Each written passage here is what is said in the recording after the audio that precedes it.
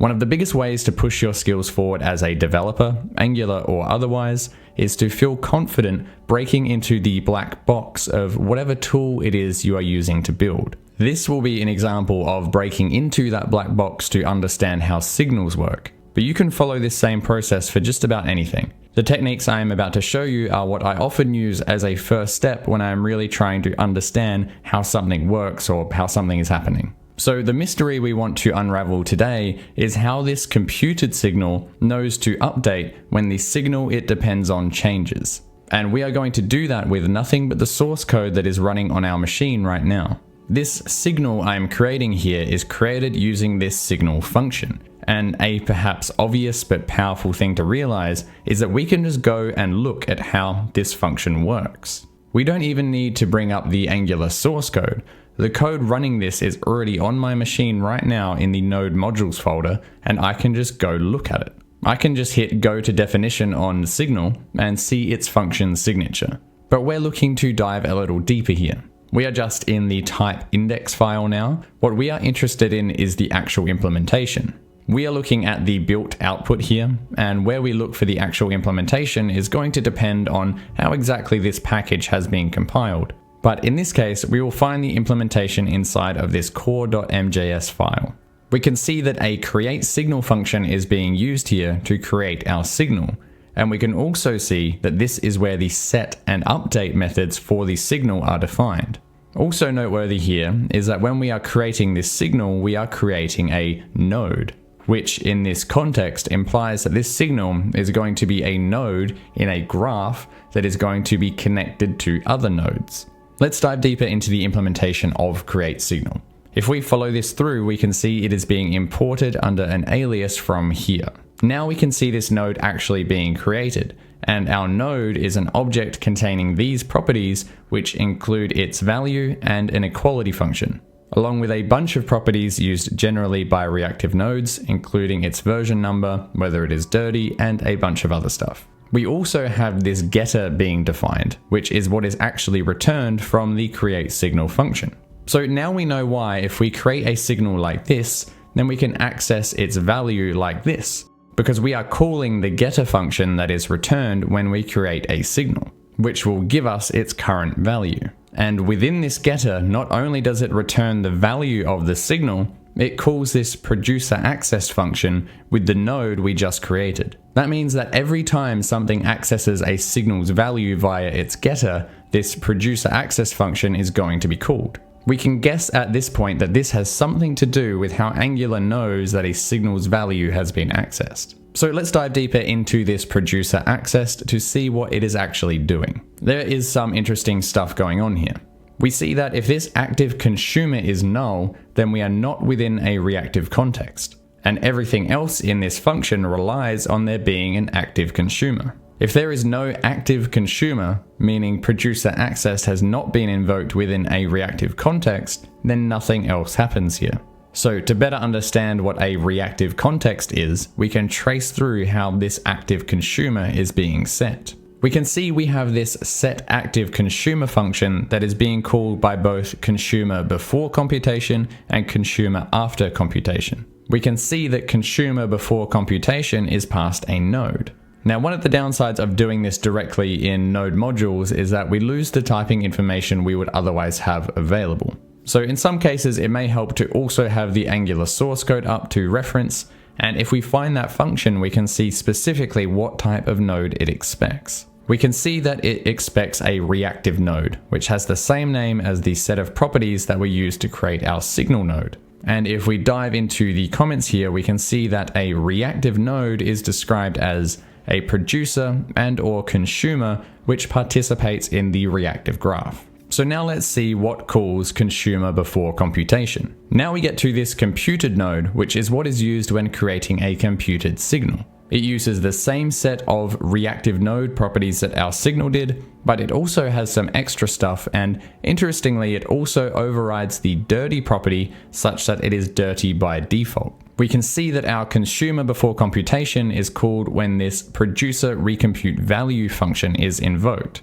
and whatever our consumer is being passed to this function. So we can just keep following the chain until we find what exactly this consumer is. And that brings us to this function. This function checks a bunch of things before passing our consumer through to our function. Again, let's keep following the chain to see where producer update value version is called. Now at this point there is a couple of different places where this function is called. In this consumer poll producers for change function and in create computed. Let's use the debugger now to help us figure out where specifically it is being called. We can find these functions in the sources tab and set our debugger there to see what is being triggered. We can see immediately that we hit the debugger before our computed value has been displayed. If we hit play, we can see that it is only hitting this create computed function, and then the value is successfully displayed. If we hit increment, the same thing happens again. So at least for our current investigation, it is create computed that we are interested in. And now we finally get to the source of our consumer, as this is where the node that we have been passing around is actually created. So our consumer in this case is our computed, and it is set as the active consumer when the value of the computed is accessed. Now that we understand how the active consumer is set, at least in the case of accessing the value of a computed, we can come back to the producer access function we got sidetracked at before. Remember that this is the function that is called by the getter of our signal when we access its value. So at this point, we are accessing the value of our writable signal via the reactive context of our computed, which would be set as our active consumer. Then some extra stuff is happening to manage the reactive graph for our signals. First, we call this consumer on signal read function of our active consumer, which in this case is our computed, and pass it the signal node that it is currently accessing.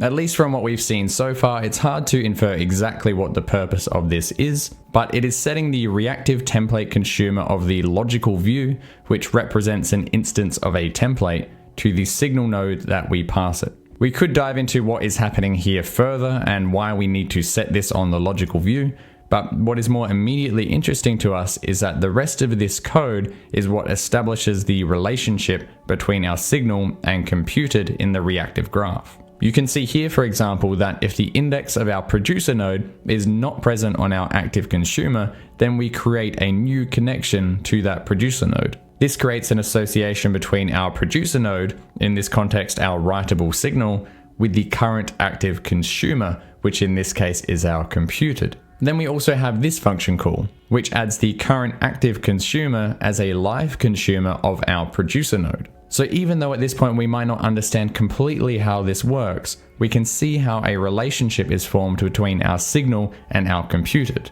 But that still doesn't really tell us how the computed knows when the signal has been updated.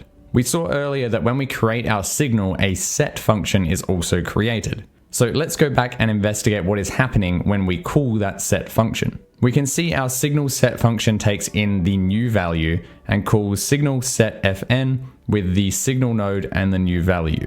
When we call this function, it first checks if this signal is allowed to be written to. Then we check if the new value is equal to the current value. And specifically, we use the equality function that is defined on the signal itself. By default, this is this default equals function, but we can also specify our own equality function. Finally, if the values are not equal, then we update the value and we finally get to the critical part, the part where our computer knows that this signal value has changed and it needs to recompute. And that is because this function also calls signal value changed with the current signal node. This does some housekeeping work like incrementing version numbers, but most importantly, it calls this producer notify consumers function. This will then loop through all of the live consumers that are connected to this signal node in the reactive graph, and it will mark each of those as dirty, indicating that they need to be recalculated. Not only will the consumer mark dirty function mark the specific consumer as dirty,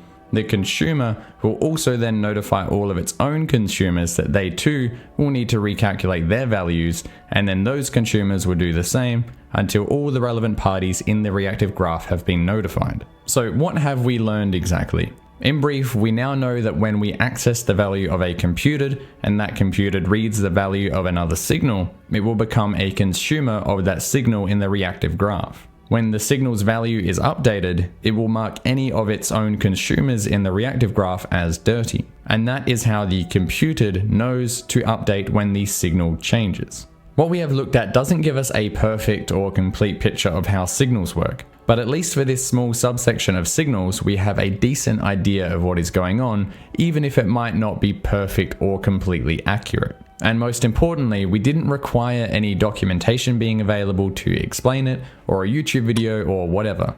Not that these things aren't helpful, but breaking into the black box yourself is a great way to make concepts stick in your brain more. It helps build confidence knowing you can figure out just about anything you want without being limited by the resources available to you. And it helps to see that behind the scenes there isn't any real magic going on. Ultimately, we just have a bunch of functions being called and objects being passed around. If you found this video useful, please consider a like or subscribe before you go. Drop a comment if you like this format and would like to see more videos like it, and I hope you have a great day.